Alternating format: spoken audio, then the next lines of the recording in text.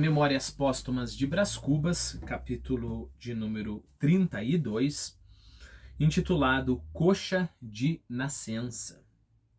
Fui dali acabar os preparativos da viagem. Já agora não me demoro mais. Desço imediatamente. Desço, ainda que algum leitor circunspecto me detenha para perguntar se o capítulo passado é apenas uma sensaboria ou se chega a ser empulhação. Lembre-se que no capítulo anterior ele divagou sobre uma borboleta preta e o destino de uma borboleta preta por oposição a uma borboleta colorida, né? Então, o leitor circunspecto se pergunta, isso é só uma sensaboria, é só um capítulo sem graça mesmo? Ou você está tentando me enganar? Ai, não contava com Dona Eusébia. Estava pronto quando me entrou por casa. Vinha convidar-me para transferir a descida e ir lá jantar nesse dia. Cheguei a recusar, mas instou tanto, que não pude deixar de aceitar. Demais, era-lhe devida aquela compensação. Fui. Eugênia desataviou-se nesse dia por minha causa. Creio que foi por minha causa. Se é que não andava muita vez assim, né? Então parece meio estranho. Bom, desataviar é deixar de se enfeitar, né? Então não teria que ser o contrário, ela teria que ataviar-se, né? Enfeitar-se por causa do Brás. Não, leitor desgraçado. Se você já teve, digamos, alguns tipos de relacionamento com algumas pequenas orgulhosas, você vai saber do que ele está falando, né? Eu, por exemplo, nos meus tempos de guri, tive uma determinada menina. E aí, se eu não me engano, o esquema foi assim, né? Então, parênteses aqui para que você conheça das minhas aventuras de Dom Juan. Eu me declarei a ela disse que não tinha interesse, e eu sempre tive a sorte de esquecer muito rápido. Sempre tive essa sorte maravilhosa, né? Não tem interesse, beleza. Passei a tratar ela de uma forma extremamente normal. Então eu não mostrava nem aquele despeito, né, que se mostra, mas nem fiquei insistindo. Ela se tornou novamente minha amiga, né? E o que, para minha surpresa, um dia ela me aparece em casa, toda desarrumada, com blusa assim de pijama e tudo mais, para me dizer, depois de 2 meses, que nada poderia acontecer entre a gente, que se de alguma forma ela tinha me dado alguma esperança, que eu perdesse todas as esperanças. Bom, as minhas esperanças já haviam sido perdidas 1 mês atrás, né? De sorte que para mim a vida continuava. E eu lembro que já naquele tempo eu vi que lisonja que era para mim o fato dela estar toda desarrumada, porque eu sabia que ela não se desarrumava, né? Ela não saía desarrumada. Então aquele era um jeito dela de provar para mim que eu não preciso de você, você não é importante para mim. Então, olha, eu vou até conversar com você toda desarrumada, né? Então não é que ela não teve o trabalho de se arrumar. Ela teve o trabalho de ir contra o costume dela e sair desarrumada por minha causa, né? Bom, prova de que eu estou falando é verdade. Essa prova eu recebi 1 ou 2 meses depois.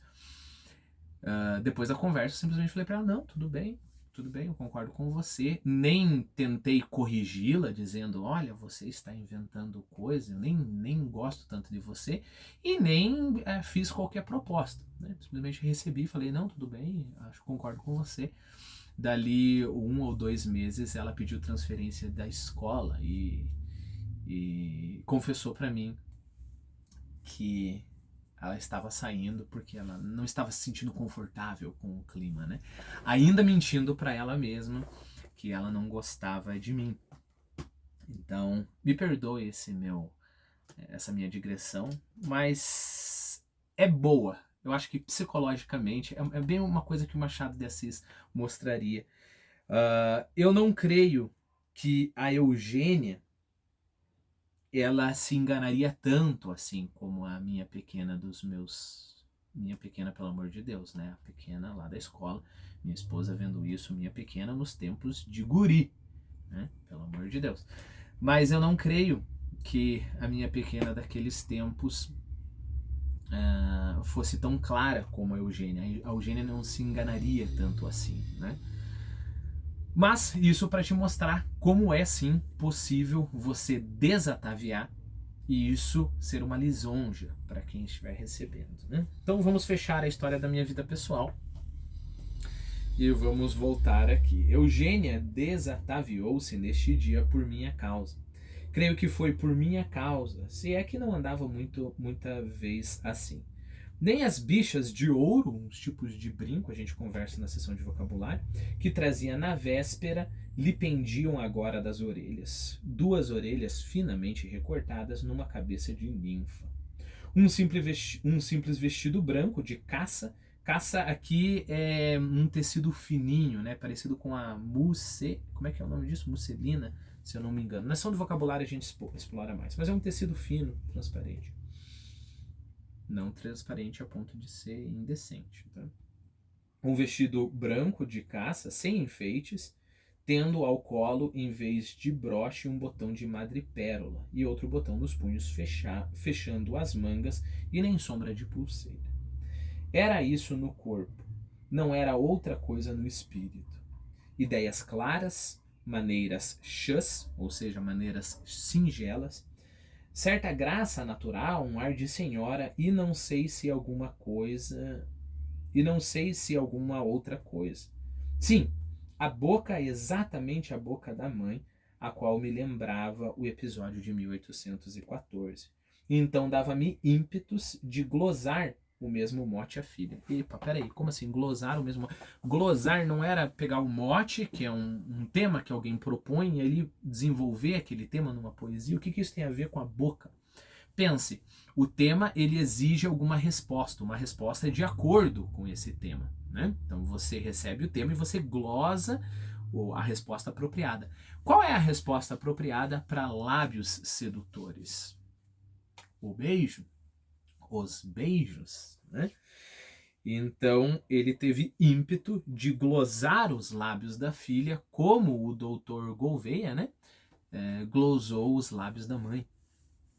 Agora vou mostrar-lhe a chácara, disse a mãe logo que esgotamos o último gole de café. Saímos à varanda, dali à chácara, e foi então que notei uma circunstância. Eugênia cocheava um pouco, tão pouco, que eu cheguei a perguntar-me se machucara o pé. A mãe calou-se. A filha respondeu sem titubear. Não, senhor, sou coxa de nascença, ou seja, sou manca de nascença. Mandei-me a todos os diabos. Chamei-me desastrado, grosseirão. Com efeito, a simples possibilidade de ser coxa era bastante para lhe não perguntar nada. Então lembrou-me que da primeira vez que a vi na véspera, a moça chegara-se lentamente à cadeira da mãe, e que naquele dia já achei à mesa de jantar. Talvez fosse para encobrir o defeito. Mas por que razão o confessava agora? Olhei para ela e reparei que ia triste. Tratei de apagar os vestígios do meu desazo. Desazo aqui é da minha gafe, né? Não me foi difícil, porque a mãe era, segundo confessava, uma velha patusca e prontamente travou de conversa comigo. Vimos toda a chácara, árvores, flores, tanques de patos, tanque de lavar, uma infinidade de coisas, que ela me ia mostrando e comentando, ao passo que eu, de soslaio, perscrutava os olhos de Eugênia. Palavra que o olhar de Eugênia não era coxo, mas direto, perfeitamente são.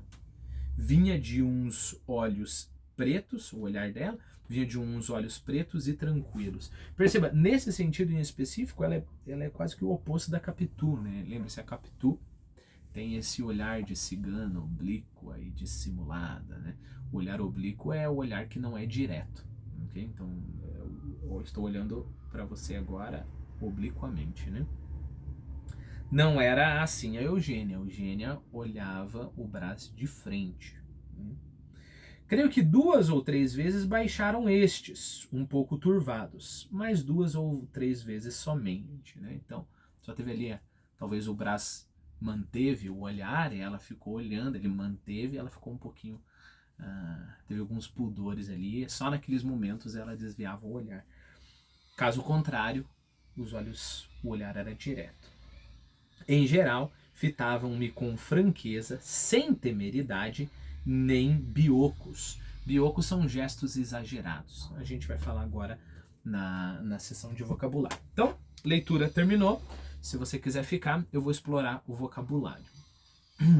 Primeiro de tudo, nós ficamos sabendo que o capítulo anterior, para alguns leitores, seria uma sensaboria.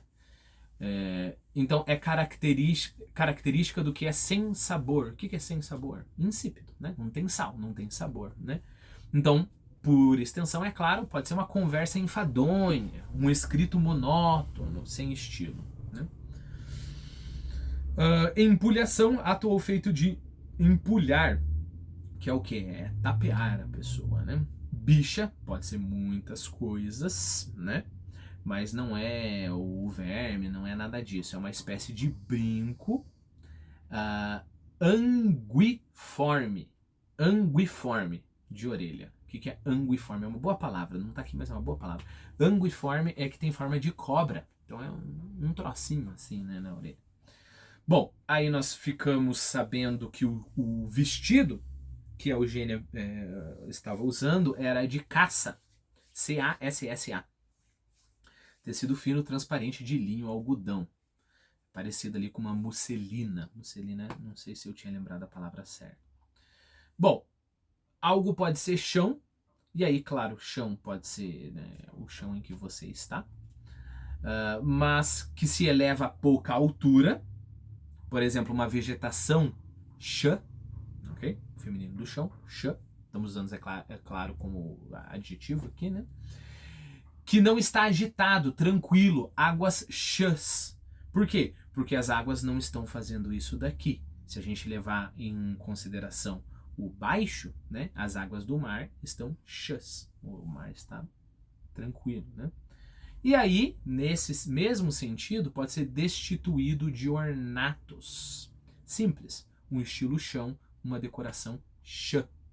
E aí, ainda por extensão, por derivação, sem afetação nem complicação, singelo, despretensioso.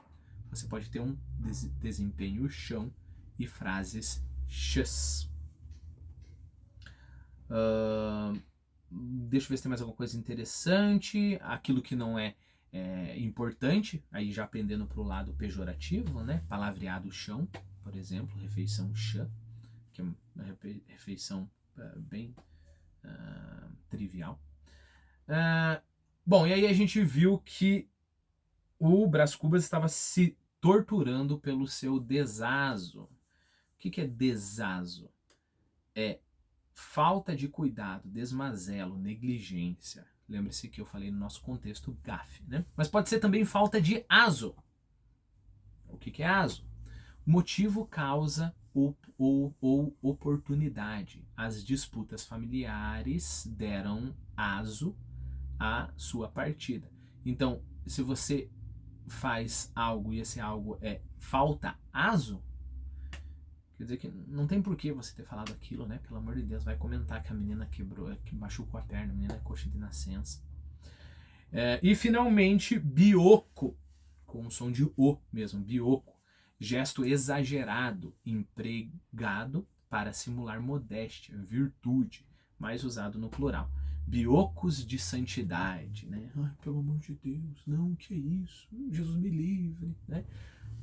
Esse exagero, quase que uma teatralidade aí, são os biocos.